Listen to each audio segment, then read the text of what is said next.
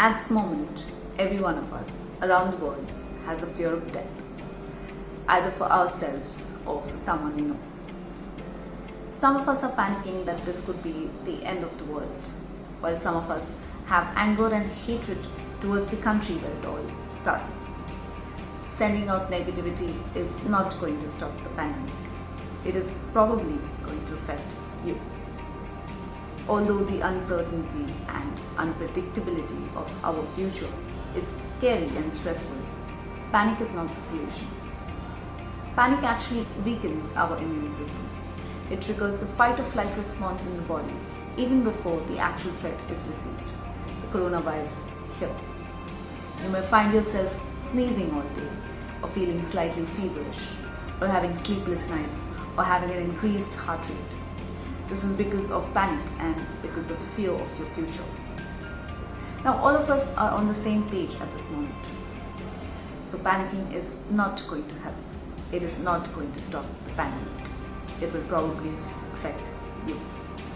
Yes, the only solution right now is to listen to our government and trust our government. Stay home, maintain social distance, and keep your mental strength going.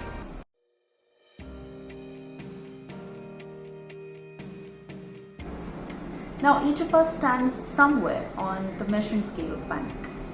For some of us, constantly talking about corona and tweeting about corona could be 10 on 10 on the panic scale, while for some it could just be the tip of an iceberg, means 2 or 3 on the panic scale. You can't imagine what 10 on 10 could be for them. Anxiety and hypertension could create more panic. Now, take self-responsibility in understanding where you stand on the panic scale. The severity of your panic could be reduced only by you. Let not this cause other physical and mental health issues. Let's try to understand what creates this widespread panic. 1. The availability bias. Now, this is the human tendency to make judgments about an event based on easily available information. 2. Cultural and societal attitude. Objective ways of dealing with threat and coping with it. 3. Subjective core beliefs and past experiences with the fear of death. 4. Unpredictability of who can be affected by the virus. Yes, this virus is neutral. It can affect anybody. All of us have equal probability of getting affected by this. 5. The negative and exaggerated way the topic about corona is spreading on WhatsApp, phone calls, news channels, causing unnecessary chaos. 6. How the fear works for an individual. Now, fear can make us believe conspiracy theories, stories, and make us want to do anything to stop it from coming to us. Some people make use of this fear in you. Build up that inner strength to fight the fear. This is directly linked to your willpower. Now, I hope with this information you know how intense either of these 6 could be for you. Please work on it. Like I said, mental strength is the utmost important thing.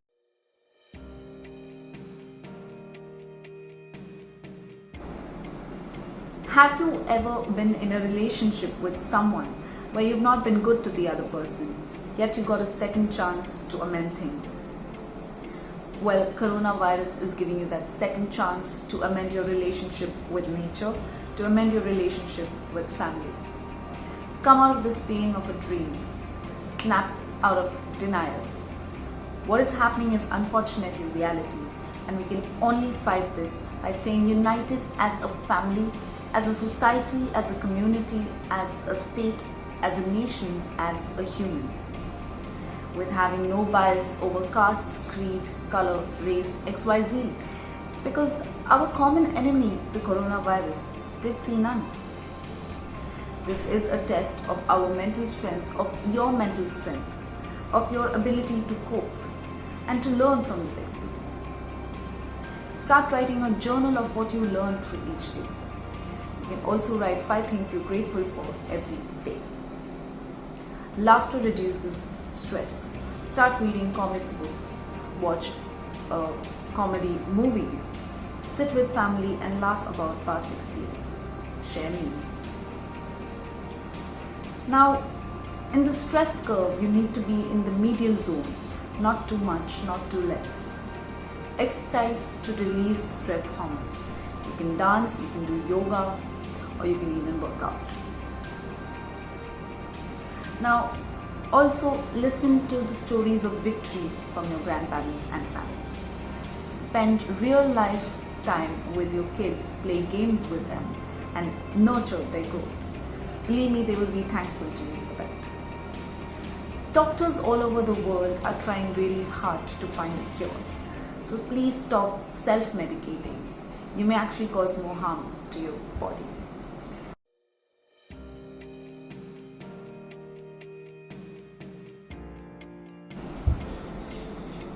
So I have something for you, the golden rule of 5 A's to keep your mental strength going, and a personal experience that I'd like to share that helped me recover, which is positivity. The 5 A's: accept, aware, avoid, appreciate, and assure. Accept that this is pandemic. Each of us has equal probability of getting affected by the virus. Aware, be aware of the real news and not the fake news. Avoid large gatherings. Avoid going out. Avoid panicking. Appreciate the moment that you have right now, the moment with your family, the moment with yourself, the time to learn. And assure yourself that there are still 80% chances of recovery from corona. Assure yourself that there will be a time when corona will be history. Now, here's this personal experience that I wanted to share with you. A few years back, I met with an accident and my survival chances were very, very, very low, but I survived. Here's the discharge summary and all this that I had.